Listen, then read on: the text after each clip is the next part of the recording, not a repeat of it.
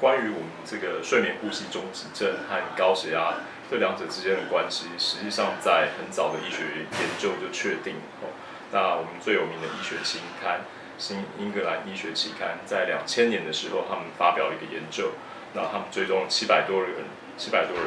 那他们发现，在4年之后，有睡眠呼吸中止症的人，他发生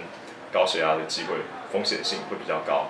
那另外，随着他睡眠呼吸中止症严重的程度越高，他发生高血压的风险性也会来得越高。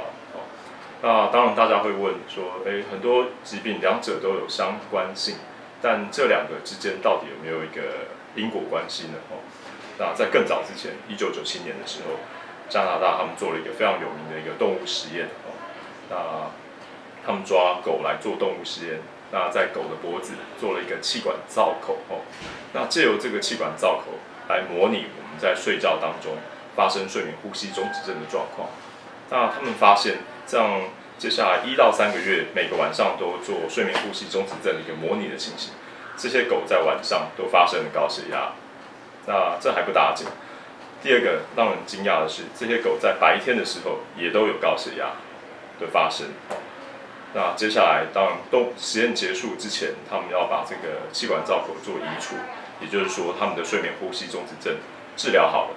那接下来发现，这些狗的高血压也都好了。所以这个动物实验告诉我们，就是的确这两个疾病之间是有很强烈的一个因果关系。那所以我在这边要提醒我们广大的高血压的病患，那在你诊断和治疗高血压的过程当中，有下列的状况的时候，必须要考虑还有积极的治疗睡眠呼吸中止症。第一，当你在诊断治疗当中，你的高血压的医师有怀疑你的高血压背后实际上是有个主因造成的时候，这时候必须考虑到睡眠呼吸中止症。那第二个，当你清晨的血压是很高的状况，一早起来的时候血压是很高，必须要考虑。